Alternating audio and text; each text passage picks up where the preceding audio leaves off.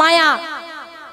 আর এই মায়ার অন্ধকারে নিমজ্জিত হয়ে আমরা হয়েছি জ্ঞান অন্ধ কাম অন্ধ জীব। এইবার বাবা আপনি বলবেন ও মা এই জ্ঞান অন্ধ কাম অন্ধ জীবটা আবার কি?